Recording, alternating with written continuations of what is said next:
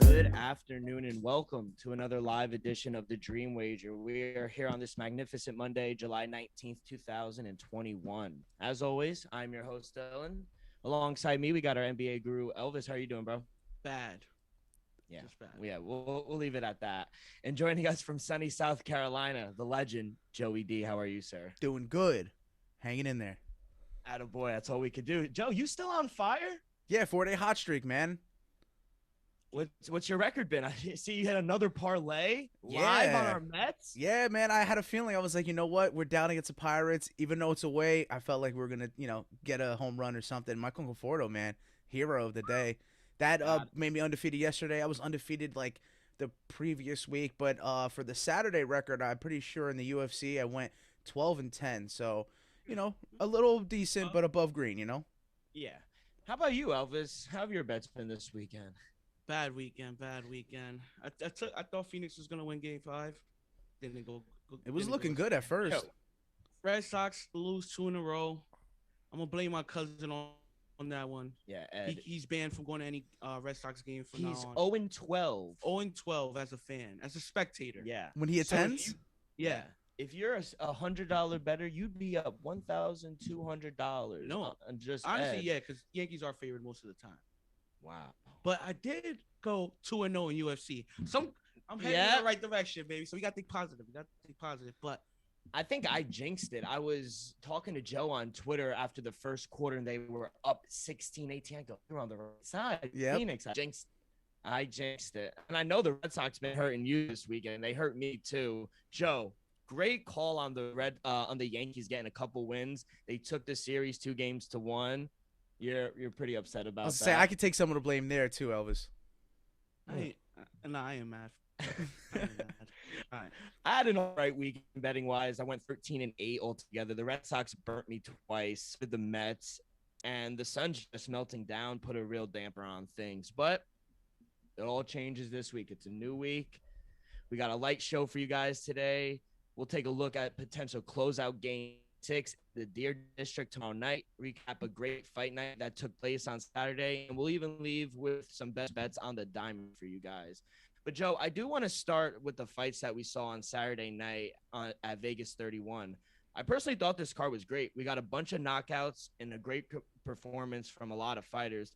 I thought the knockout of the night had to belong to Amanda Lemos. The combo she put together on her opponent's chin was amazing. She was hyped after the win and told everyone that she's the next contender in the women's strawweight division. What were your thoughts on her performance? Well, I called that. I didn't say it on the show, but I just thought that the striking was just, there was too much disparity there in that matchup. Though Conejo, she has great grappling, 10th planet student, black belt if I'm pretty certain about it, but I just felt like she would, at 5 foot, she wouldn't get in on a 5'4", about a 5-inch reach difference of Amanda Lemos, and we saw exactly that. Anytime Ruiz, which is her game, is to pressure, push forward, try to close that distance, she was getting tagged, and so that just goes to Lemos's expertise in the striking game. Everyone was she literally did exactly what you were describing. Every time she tried to come in, Amanda, boom, boom, she hit her with combos left and right, and eventually she just got the knockout. So great credit to her as well. But jump into the main card. Our guest Lou went 3-0 on the fights we talked about on Friday's pod. So if you guys took his bets, you'd be up right now. That's my boy. Thanks again, Lou, for jumping on the pod and giving out some winners. Gamrot submitting Jeremy Stephens in the first round was the best. Karma's a bitch, like we've been saying, and I think he got what he deserved. Joe, were you surprised he got the finish that early? No, I called the first round finish. I just thought, like what you said, I was in agreement with you that he would get a knockout because I just felt that Jeremy Stephens needed to get kind of punished for it. But either way, he got what he deserved. He got the submission loss, and now he's the all-time leader in losses in UFC history, Jeremy Stephens. Is there any way back for him, or is he done, do you think? He might have a future in bare knuckle boxing or something. Wow. Yeah.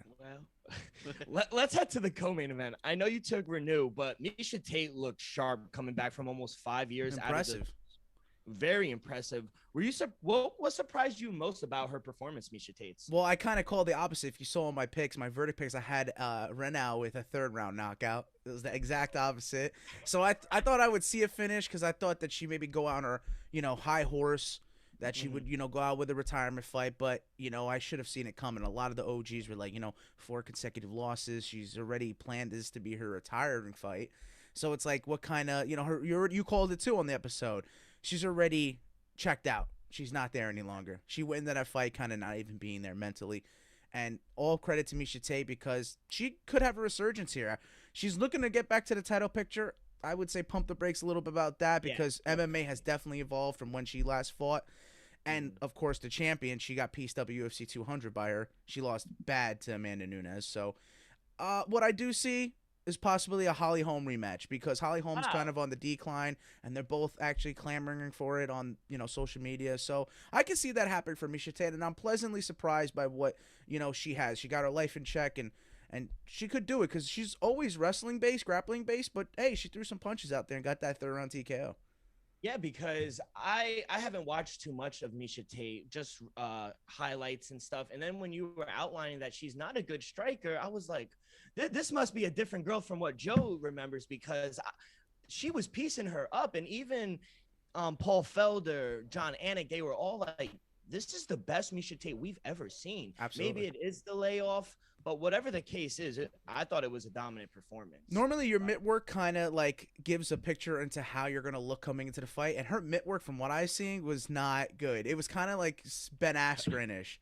Like, honestly, we were thinking that that he was kind of pulling like he was pulling a fake, like on us, So maybe Miesha Tate follows suit, and she's the one who did the little fake up, oh, I'm not hitting too good on the pads, and then comes out throwing some good shots. So I do agree she needs to pump the brakes on the title fight. She just got back. Yeah, she's right? OG, and she has enough respect and a name. But like we said, there's 10 other, at least 10 other people in that division that deserve it more than Miesha Tate coming back. Speaking of dominant performance, we saw another one in the main event. Islam Makhachev was just a total package, Joe. On the feet, on the ground, defensively, offensively. I can see why all the other fighters in the lightweight division are ducking him. I like the call out too after the fight. I think Makhachev and RDA would be a great fight for both fighters. Do you think that match happens sooner, or do you think Islam gets a fighter like Michael Chandler possibly? Yeah, people were saying Michael Chandler, which I like. I like the RDA matchup, and I've been saying that maybe Benny Dariush, but Loose Point kind of reigns supreme in my mind. That like Benny shouldn't be like, why am I gotta fight down to this guy? But also on the flip end, it's like kind of like, oh, you are also another one that's kind of scared. You know, it's like, you know what? It doesn't matter if he's ranked below me. If I get this victory, then I'm guaranteed a title shot if I beat Islam. And the same goes the other way. But man, I thought if he got the first round finish, that he'd get a immediate title shot here. I think still he had done enough with a fourth round finish to deserve a title shot. But I just think that what we explained before, it's the layout of the whole UFC's lightweight picture. There's so much going on. We're pretty sure that Dustin is guaranteed a title shot against Charles Oliveira. Yeah. Justin Gaethje's in the mix. RDA weighed in to be the replacement for both Dustin and Conor when they fought. So it's just a lot going on. But I think Islam is definitely a future champ, man. We just got to, see these other fighters step up. And he's just so dominant. So dominant. Did you see the lightweight new rankings? I'm looking at them now. So Tony Ferguson went up to 5. RDA went up to 6. Conor went down to 7. But Dan Hooker's still in front of Islam. I'm sorry, no disrespect to Dan Hooker or Conor McGregor, but Islam should be 6th, or he should be above Conor and Dan Hooker, in my opinion. Yeah, I can go on that side and agree with you. But I think that, a lot of people, they want to keep having fights for Conor. A lot of people respect that.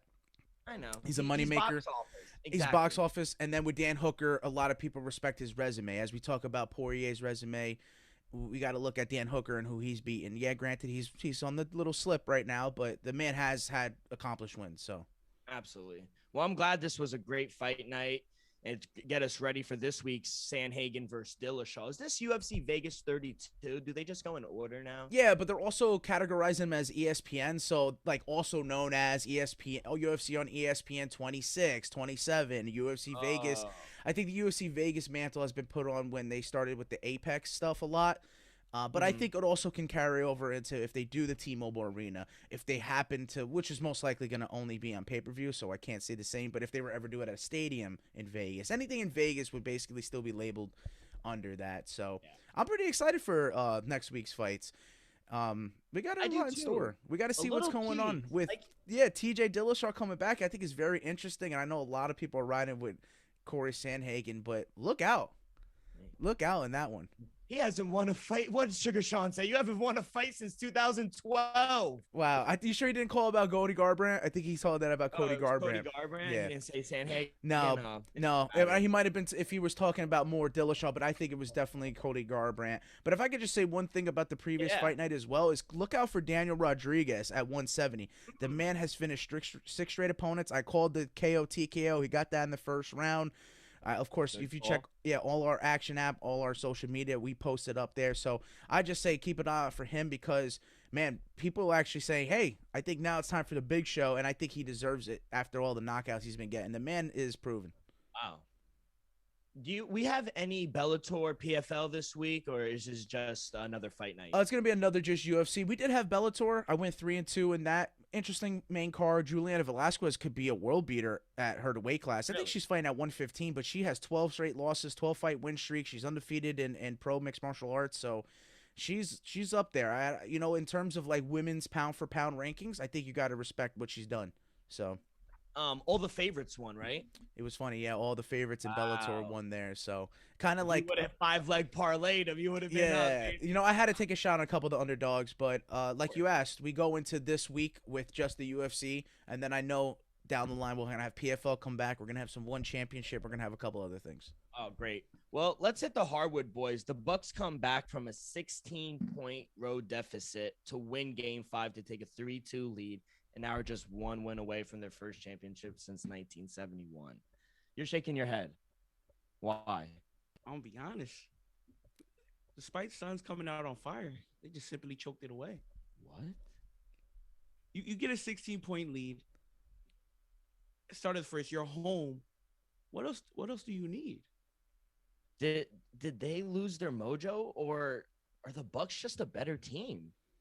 I'm gonna be honest. I think the game just changed When did it ultimately change? when Drew Holiday stepped into the finals and finally made an appearance.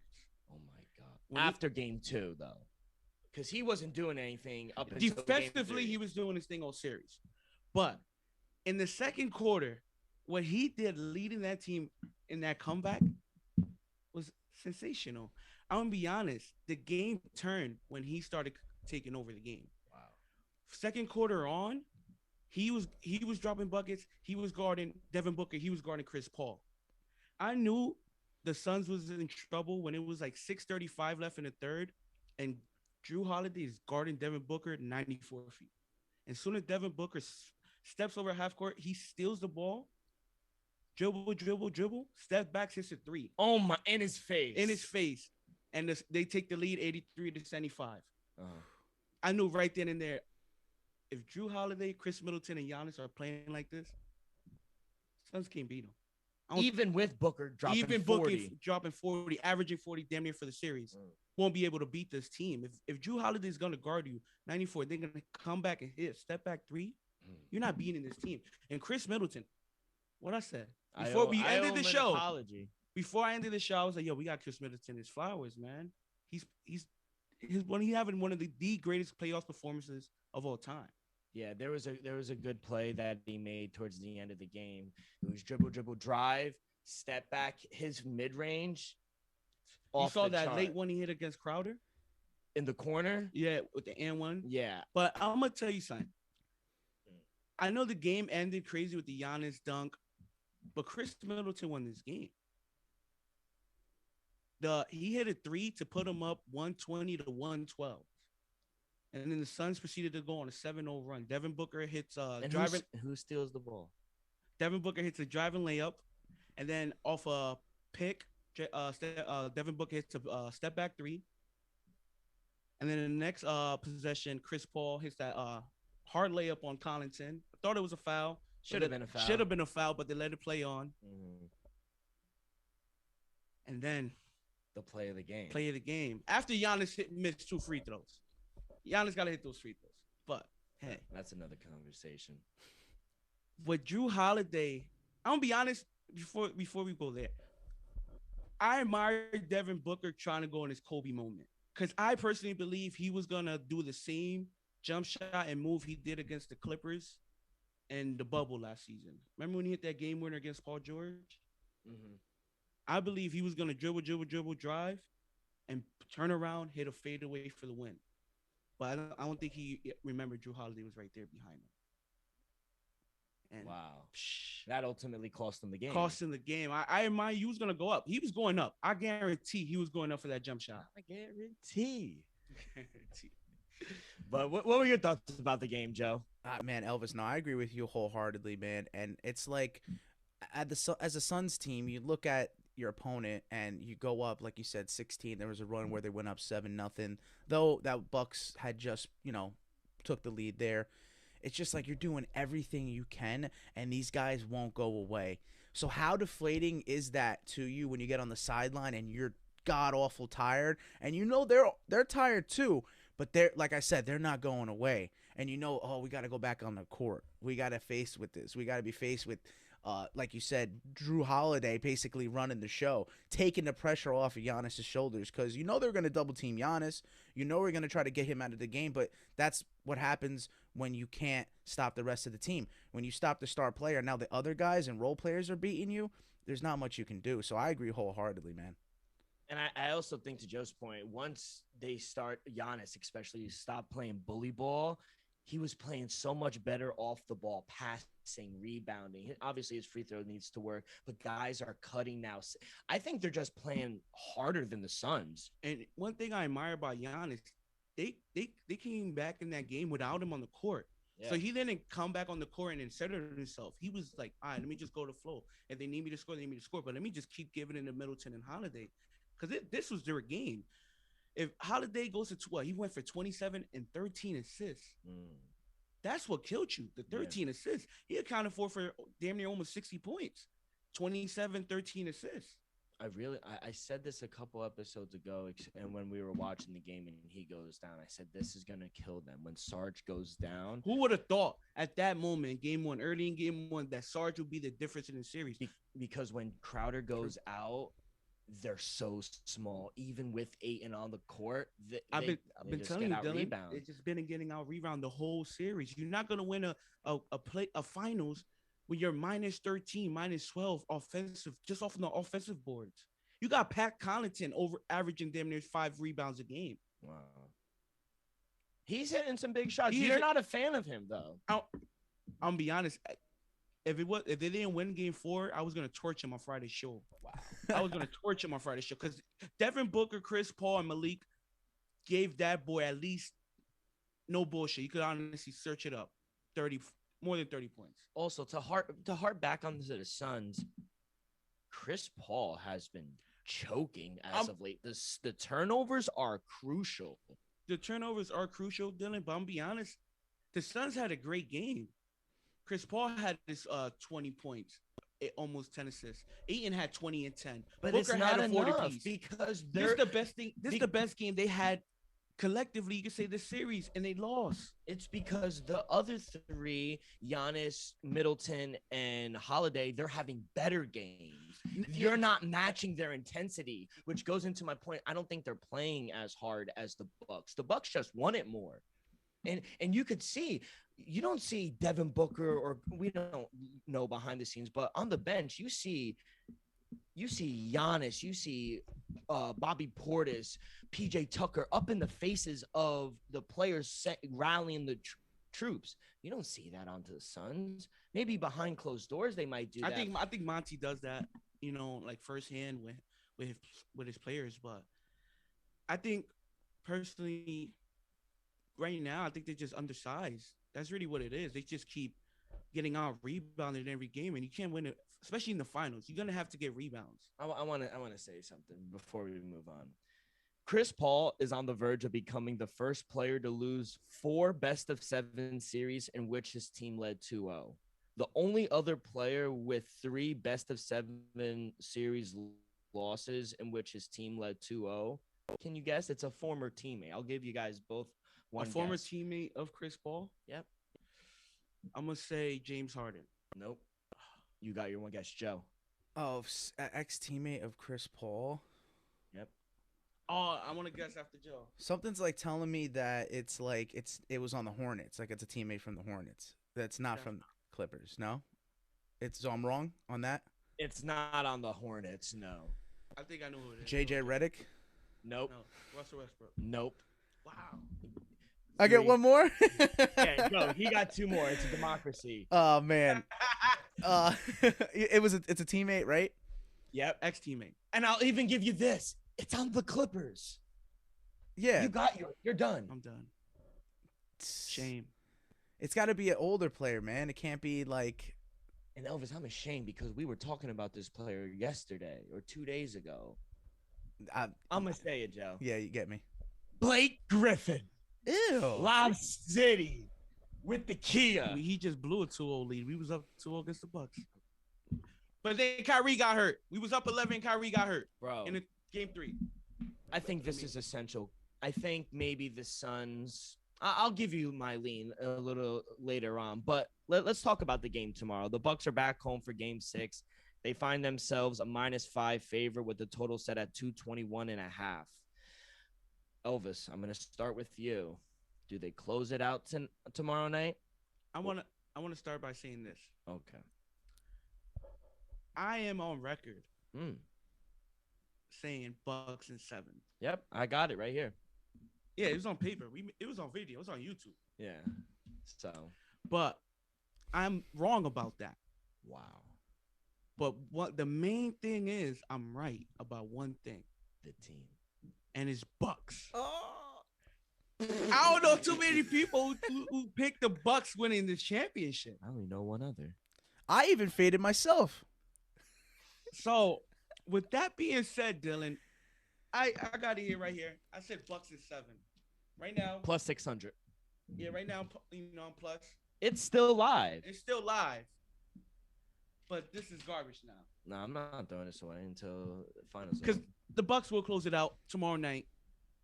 I'm even leaning -5, but right now I'm taking the money line at -200. So you're gonna have to put a little extra bread on it. A little chalky. Little, you know, you might have to go in the shoebox, Mark, you know. But I'll be leaning with the Bucks. I just think, man, after losing 3 in a row, and that was a heartbreaking loss last night. I mean Saturday night. It's just gonna be tough to win, especially up in Milwaukee. I'll be honest. I just don't think they got the sporting class to win the game. Because at the end of the day, who would have thought the Bucks would shoot 50% as a team in Phoenix? That's what they just did. And now they're back home. And now they're back home. I doubt they'll shoot 50% again, but will the Suns shoot 50% or better to beat them? I highly doubt it. Well, Joe, where are you going with this game 6? Dylan, my man, you kind of spoke to this, and it's like we don't know the workings of what's going on behind the scenes, but what you can kind of take away from what happens on the floor is that play, the last play for the Suns with Devin Booker taking that shot. Yeah. I think the communication's off for the Suns. Wow. Because not to say that CP3 isn't an all-time great leader or communicator, and that Monty Williams isn't a great coach and communicator as well, because what I've seen, they are. But I think maybe Giannis being the communicator he is, it just relays better to the generational players now. The guys that are in the league now, they're going to respond to someone who emphasizes more with them than CP3, who's kind of dictating. Like, I've been here, done that, so I expect this out of you, X, Y, and Z. Giannis is like, let's do this together. I understand you're slumping. You're not shooting above 30%. Let's do this. Like, I'll work with you. I feel like the communication is just that slight difference, but yet is helping the team around them more. I kind of agree because when I see Devin Booker kind of getting the last shot, but then when I hear Chris Paul on interviews, he goes, I'm kind of an older generation of basketball where I like to slow the pace down. They like to run it up the court. He goes, when I see someone's on hot, if it's me, Booker, Bridges, I tend to feed them the ball. Yep. But everyone's very passive now, and they like to give other people shots. But Devin Booker is not like that. No. He's going to get majority of the shots. That's right. Whether it's his team or Chris Paul's There's a reason why he only has one career triple-double. He's not going to go out there and dish out, 6 to 10 assists. Yeah. It's not his game. It's true. So, yeah, I just think – clearly a shooter. I think you're right. I think you're spot on, and, like, it's hard to keep losing these games and then come back and be victorious on the road. So that was my point there.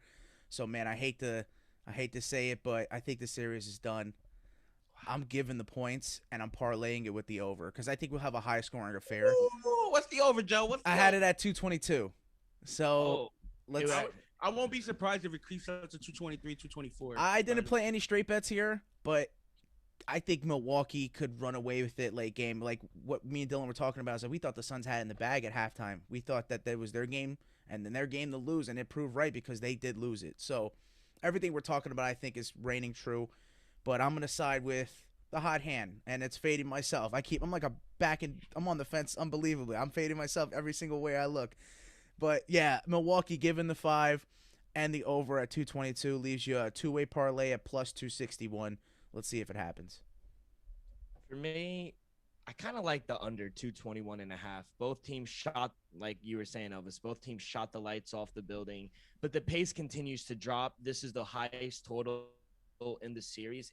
It started at 223.5 and it's trickled down to 221.5. So I think the scoring drops because, like you were also saying, I don't see them shooting 50% from the field. I don't see Booker dropping 40 again. So I just think there's going to be regression from both teams. The under would be my play. Can the Bucks win 4 straight? I don't know. They sure seem to be playing like the best team. I don't know if I think we get a spirited effort from the Suns, knowing that a game 7 is looming back in Phoenix. Maybe they give you a valiant effort, but my real play, I am going under. I don't have a side because I'm gonna let I ain't mad at you. But I do have a player problem.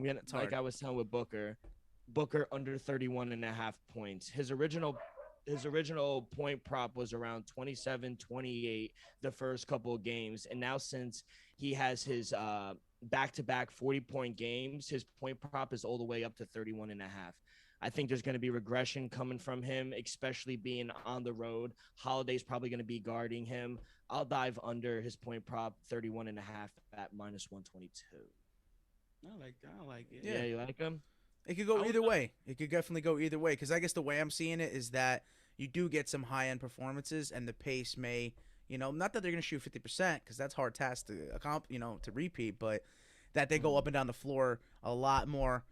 We see average possession maybe down to like 12, maybe half the shot clock, and that will get you the over, but I think that's the only chance. So to your point, it's probably the safer, smarter bet. Yeah. You got something. I'm leaning. This is just a lean. I might take it come tomorrow, but you got something. Yeah. I'm so sorry, Joe. We're going to take a quick commercial break. Quick commercial break.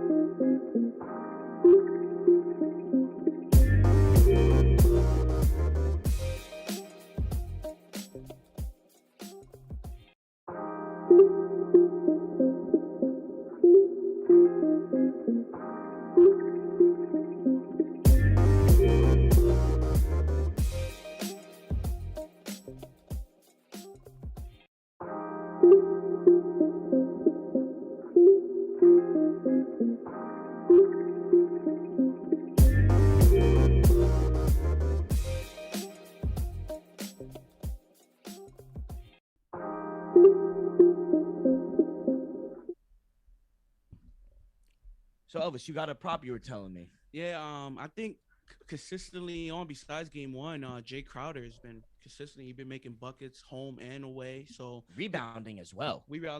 So I'll be taking his points over 10.5. He's been averaging 11 in the finals, and that's with a poor game one. So I do expect him to have a decent game, probably like a 12 and 5 and 6 game.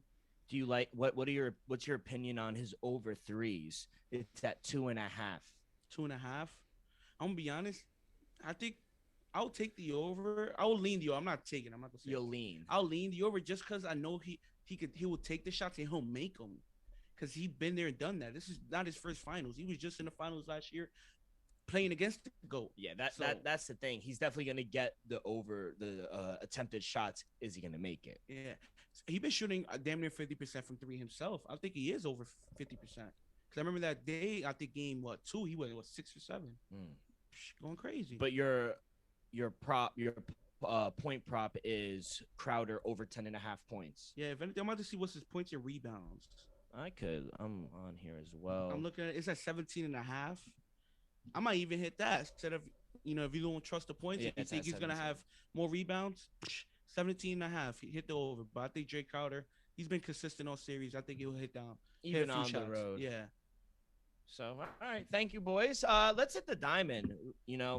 Sports calendar's winding down, thankfully. We still got a finals game in July. We got some baseball. We got some fights. Joe, we're only 52 more days away from the NFL. About 40-something from college football. So about 29 from preseason. We'll be all right. I'll say, preseason's right around the corner. Good. Like 30 from preseason, honestly. But let's talk about the diamond. Joe, at this 5-11 game, Twins and White Sox, do you have a play on this? No, I didn't want to touch it. It was a part of the doubleheader, right? Is that the one? Correct. It's a 7-inning game. No, I didn't touch anything until with the AL East matchup, the Boston taking on Toronto. Do you have anything on this game, Elvis? No, I only got the. Okay, this is going to be my first play then. I'm going to take the White Sox on the run line at minus 105. Lance Lynn is on the mound for the Sox, and he's going up against Griffin Jacks. I don't even know who that guy is. He has like 2 games under his belt. Lance Lynn has an under 2 ERA. He's been fantastic this year. And that guy Jax has given up 3 or more home runs in 9 innings pitched. The Twins have lost their last 3 games, so their bats have been quiet. And now they're facing a guy like Lance Lynn, who just doesn't give up a lot of runs. They might be in for a long day. So I'm going to take Lance Lynn. I think he might get a complete game. It's only 7 innings against a struggling Twins team. So I'll roll with the White Sox on the run line at minus 105. Nice. So real quick question on that. Yeah. So you could go pitch a no-hitter and not get it credited for that, but if you pitch the full 7, that's a complete game. It's a complete game, and if you pitch a complete game and you get a no-hitter, it's not considered a no-hitter and a doubleheader. But it's considered a complete game. A perfect game? But a perfect or a complete? No, I'm just asking if it's a complete game. I don't He pitches know. the full It 7. is a complete game. But you won't get a Madison credit for a perfect game or a no-hitter? No. That's crazy. That logic seems flawed in my opinion. I agree. Get You Manfred out. That's what it is. Like if I shut down 21 in a row, I need that. I need that. Yeah. I need it more. Yeah. But you're not getting MLB is not granting you that because Madison Bumgarner just had a complete Well, game. I would have been like, let's play 2 more innings. Yeah, I'll mow him down anyway. Yeah, it's over. Wow. Let's head to this next matchup. We got the Boston Red Sox against the Toronto Blue Jays. I know you got one. Yeah. After seeing what I saw this weekend, Pineda's pitching tonight. We can't lose 3 in a row. So I'm rolling with the Red Sox tonight against Toronto. Well, it is what it is. Not Toronto, Buffalo. The Buffalo Blue Jays. Yeah, the Buffalo Blue Jays. Joe, what are you rolling with in this? So I actually kind of asked for a little advice on this because I thought the 10.5 was rather high. And you know me, overs guy. So I had someone to bring me back down to earth, which was you two. And I'm going to be taking the under 10.5 at minus 105 because you said it. Boston might be coming off of a rough weekend. And though the ball flies over there in Buffalo, I don't think the Buffalo Blue Jays are going to put up that much run. So let's go with the under at 10.5. Elvis. Gotta fade you. I'm going with the Blue Jays on the money line. Nick Pavetta's on the mound, like Elvis was saying, and Ross Stripling is going for the Blue Jays. With Pavetta, he's been solid in the beginning of the season, but like I said, I see regression coming for him. And honestly, the whole Red Sox team, Pavetta has given up 10 runs in his last 4 starts against the Blue Jays, and Blue Jays have outscored the Red Sox by 20 runs. The Blue Jays are coming into the series just on fire, scoring 15 runs yesterday in the doubleheader and not giving up 1 run. They've won 4 straight. Their bullpen is well rested, unlike the Red Sox, who we saw last night just shit the bed. So with the Red Sox hitters, I just seen them lost. There were hittable pitches up there, and they couldn't hit anything. Bro, we got no hit it through 3. I witnessed it. Sad. It was just I just think this Blue Jays team is more reliable at this point. So I'm going to ride with the better team. I'll take the Blue Jays on the money line at minus 138. Tough one. Let's go to the next. Oh, you got anything? No, tough one. That's all. Yeah, no, yeah. Pitiful. Let's go to the next game. We got the Rangers versus the Tigers. Joe, anything on this game? 2 bad ball clubs. I actually shied away from it. Normally, you'd see me kind of roll with the Tigers at they're at home, and I think they are still. But yeah, they are. The Tigers at home. I'm not doing it with 2 bad ball clubs. I'm not doing it.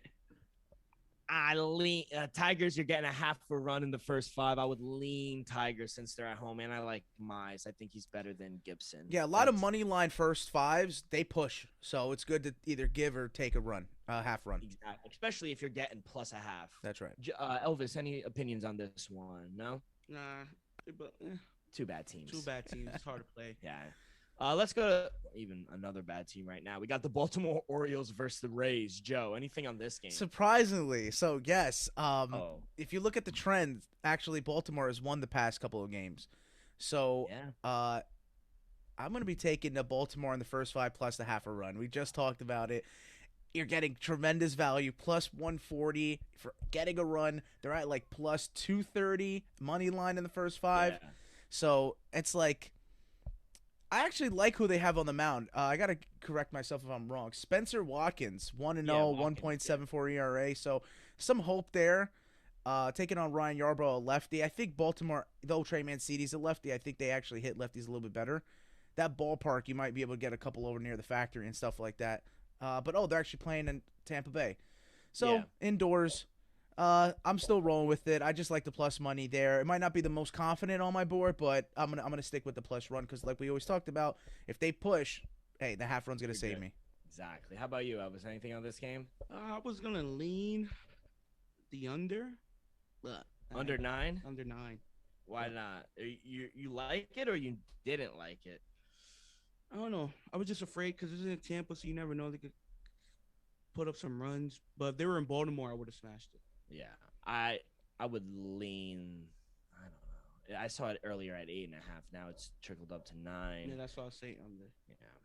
Let's go to the New York Mets, What you doing here, Dylan? and they're versing the Reds. I saw Oh, your you action. want me to go first? Yeah, I saw your There we action. I go. want you to explain what's going on. All right. I want you to explain this. A game between the Reds and the Mets. And before you guys call me a homer, I'm actually fading the Mets. I'm taking the Reds on the money line at -118. Jared Eichhoff is going for the Mets. He has one start, and he's going up against Vladimir Gutierrez, and he's on the mound for the Reds. The Reds just got swept by the Brewers over the weekend, and honestly, the Pirates gave the Mets a really tough time as well. I think the Reds will be hungry for a win, especially getting swept at home by divisional rival. The Mets did get a comeback win yesterday, but I just can't trust their bats right now. Lindor's on the IL with DeGrom. They got JD Davis back, but he's starting out slow. With the Reds and Gutierrez, he hasn't been that bad of late, only giving up 3 runs in his last 4 starts. So I think being at home, going up against a sluggish Mets team, I'll ride with the Reds on the money line at -118. How about you, Joe? Touching this game? I didn't like any of the lines. You know, normally when I do pick the Mets, they lose. And coming off that tough series against the Pirates, surprisingly so, I'm just doing with some props. So Eichhoff on the mound and Gutierrez on the mound. I'm taking both their overs because they're at 3.5, the strikeouts. Wow. So although Great American Ballpark, the ball's great hitters ballpark over there, you got -113 for Eichhoff's over 3.5 Ks, and excuse me, Gutierrez is at 4.5. But I will still be taking the over. A difference of a strikeout doesn't mean anything to me. Gutierrez, on the other hand, is +103. I just don't think they think that the Mets can strike out as much, but it has been proven, especially over this weekend. And I feel comfortable taking the over in their case for both these pitchers because they're rather low. Normally you see them at like 6.5, 7.5. These are at 3.5 and 4.5. So You're just not fucking with it. yeah. How about you, Elvis? Not touching it? Not touching it. Let's go to the next game. We got Padres and Braves. Joe, anything? Yeah, Padres given the half run in the first 5 at -115, though they're traveling across the country to take on the Braves. Braves seem rather deflated. Again, that injury does numbers to a whole ball club. And Acuna being your star player. Granted, I think Freddie Freeman won the MVP last year, COVID year, shortened year. That's your MVP. Acuna Jr. is your MVP of your ball club. And now, He's your spark. yeah, without him, exactly, your catalyst is gone. It's going to hard to get the pitching staff behind the lineup and the lineup behind the pitch staff. Kind of like issues we have sometimes when we're playing. That's why now, now you guys got bets on the Mets and stuff. I'm kind of concerned. I was shying away from it for that reason. So let's hope for the best. But Dodgers have been a good run-giving ball club. Normally, a lot of ball clubs giving half a run, 1.5. They aren't successful. But Dodgers and Padres have been. Oh, yeah, absolutely. But I have a lean in this game too. Yeah. Okay, go. I'll be rolling with you, Darvish, man. I think he's having a great season. That as well. And I just think, like Joey was saying, like, with Junior hurt, man, I just feel like they're just missing that spark. Like I think he just provides something on the bench. He just has, just gives off that energy. An infectious personality. Yeah, they'll be missing that rest of the season. And I'll be rolling with Darvish. I'll just, roll with some pitches. I lean under too. Going back to both of your points, the Padres could score a bunch of runs, but I think with you, Darvish, on the mound, they tend not to score as many runs. I think they're going to win because they're the better ball club, but Braves haven't been hitting as well. And it's trickled all the way up to 9.5 at some spots. So I like the under. Two all right hitting teams, in my opinion. Let's go to the next game. We got Indians versus Astros. Joe, anything on this one? Indians, Astros. I got a home run prop. I like a dinger. Yeah, Jose Ramirez. I'm taking him over in his RBIs at +110. I think he gets a home run here. I think he's due for one. He should have been an all-star. I don't think he was. No. So he got snubbed. You got a ball club that actually is a winning ball club, though they're in a tough division. You're high on this Cleveland team. Hey, had them win the their division. wins prove it otherwise. Maybe it's a competition they're facing, but what I'm sticking with is the home run prop. I think Jose Ramirez, Jack one's out. What How about you? am I What? saying? I was the lines worried me a little bit. Uh-huh. Houston -210, Cleveland +188. Zach Greinke's on the mound. That's why. Yeah, but they also got JC but Mejia Carlos Mejia, yeah. 7-4. Nah, bro, you're not it. Oh my God. If somebody else was on the mound, I probably would have took Indians plus a run, plus a run and a half. But nah, not with him. I like the Astros run line. They're giving 1.5 in the full game. Yeah. Yeah, 1.5. That's what I'm saying. If somebody else was on the mound, I probably would have took it. Yeah. I just don't think it takes much for a righty batter to get it over in that Minute Maid. Yo, no. Yeah, Nah, left field it's is just right there. Left fielder and Yankees. Yeah. Yeah, right fielding Yankees. Right field. Short. That's where we Pop were. up. It's gone. Let's go to the next game. We got the Cubs versus the Cardinals. Joe, anything on this one? I like the first 5 over. It's at 4.5 -120. I think both clubs can hit. Though I think I've taken the over in their games a couple times and not hit. Wow. I'm gonna go back to the well and hope it happens. So over 4.5 in the first 5. Elvis, anything on this one? Nah, none. None. Unless my boy Kyle Hendricks pitching. Okay. That would be Noted. fade. I would fade Chicago, but Not right. nah. Let's go to a very interesting matchup. The Diamondbacks are actually favored. Yes. And That's that's weird. This is odd. against the Pirates. Granted, they're home, but I can't do it. Man, like we kind of talked They about won it. yesterday, Yeah. but it doesn't matter. No, but we talked about it that the Pirates gave the Mets a good series over the weekend, and the same hasn't been said. Though I've been like trying to hope for the D-backs, they just the same can't be said for them. Being that the Pirates are plus money at plus 105, I'll be taking them full game money line. So let's roll. Yeah, I would lean the Pirates just on. I think they've been playing pretty decent ball as of late. So, and the Diamondbacks, what, they're 12 in their last 60 games? If you want to light your money on fire, be my guest. But I'll never bet on the Diamondbacks, honestly. I'll It's take not the this season. Yeah, I'll take the plus money with the Pirates. I think they're a better team. Not by much, but just right This now. ain't 2001. This is 2021. Yeah. Keep your money away from the D-backs. They ain't winning the World Series.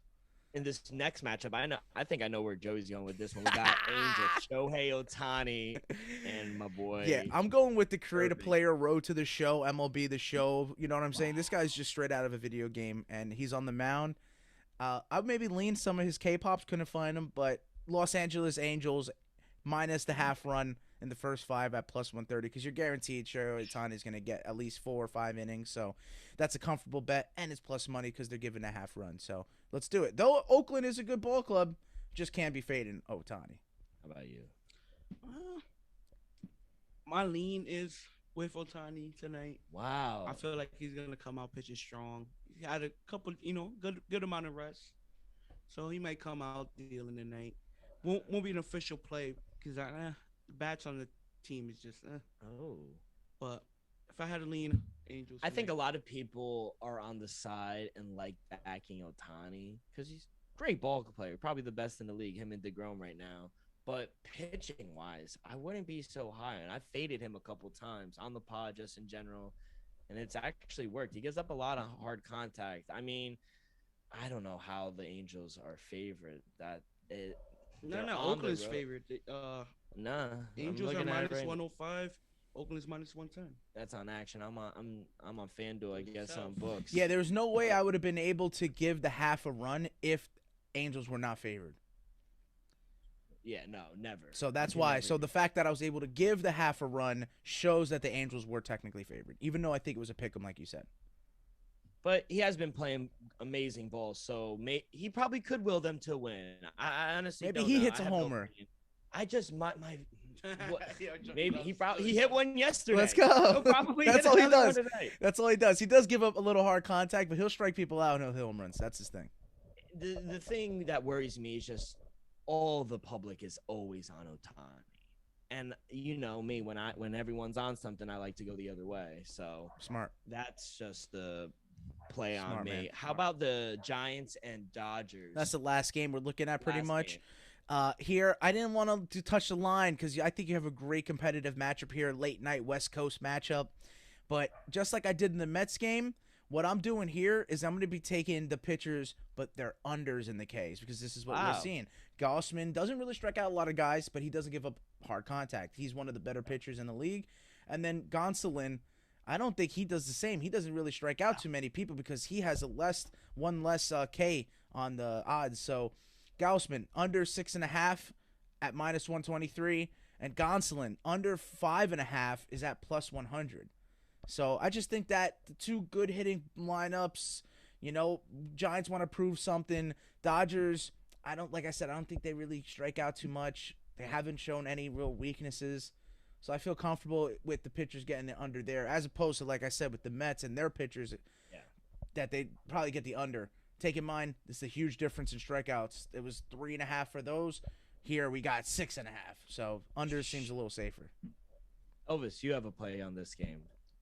No play. What? You were telling me before we started recording you liked one. Fuck it, why not? I'll be taking the Giants plus money line, 115. Why not? Gruesom's pitching. He's just having a great year. Dodgers on fire, but you know what? Fuck the Dodgers. I'm gonna be real. Mm-hmm. I don't fuck with them. You were actually rooting them for them. I flipped this. Dodgers won me plenty of money in the past. Wow. I fuck with Mookie Betts. He led them to a ring now.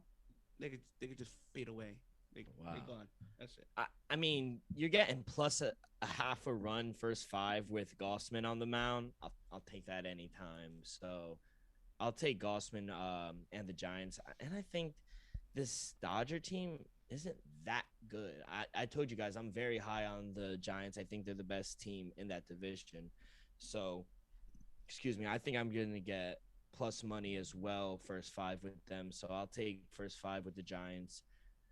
And yeah, that'll round it up. Yeah. Joe, any last words? No, I agree with that last little bit because sometimes the Dodgers tend to have late runs. They like to get a little comfortable at home, and then they'll put some late runs up and win the ball game. So first 5, playing it safe, smart move. How about you, Elvis? Any last words before we get up out of here? Even though we lost 2 out of 3, I still stuck. You know what I'm talking about. Yankees suck. Oh, and by the way, I do want, it's not a betting thing. We got to start. I might get into like a 2-3 week since the finals might be over tomorrow. We'll only have baseball and fights. Might get into the Olympics. Ooh. I have some. I'm surprised you didn't mention anything about your boy, Colin Morikawa, winning the Open this weekend. Shout out Colin Morikawa for winning the Open. What he shoot under -15 to close it out? Yeah, I think that last round was a record. And he's only 24. That kid is my boy, killing it right now. I do want to say on a betting aspect about the Olympics, going back real quick, water polo, gonna get into. Maybe even you could bet on karate. I went to a school where they were #1 in water polo. So is wrestling in the Olympics? Yeah, I don't know though. Is basketball? Yes. Yeah. Come on now. I'm in them. We got JaVale McGee. Let's go. Turn it back now. And on not a betting aspect, I want to welcome back John Cena. What an amazing man. How long was he out for, Joe? Oh, man. He had to have been out close to a year, if not more. Over a year. Yeah. And then coming back and cutting a promo with Roman Reigns. It was just amazing. The whole crowd, and I'm glad crowd was there too. Yeah. You got to go back. That felt good. That's right. Felt great. So I just wanted to leave you guys with those words. We'll see you guys on Friday with more picks, hot takes. Everyone have a great week. Good luck on your wagers. Please follow us on social media, Twitter and Instagram at The Dream Wager. Please subscribe, rate, review. It helps us out tremendously with our analytics. Be a friend, tell a friend, and everyone, best of luck.